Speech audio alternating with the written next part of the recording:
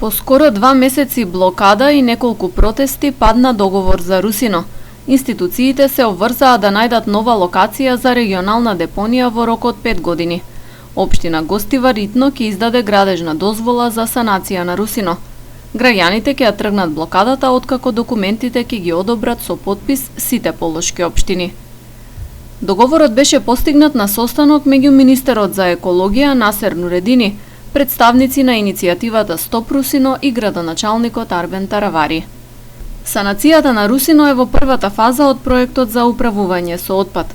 Опфаќа изградба на канал за третман на исцедокот, резервоар и пумпа што ќе го враќа исцедокот во депонија, обезбедување куќарка за вработените, вага за мерење на отпадот и асфалтирање на патот со поставување на ограда за да се спречи нелегално фрлање на ѓубре.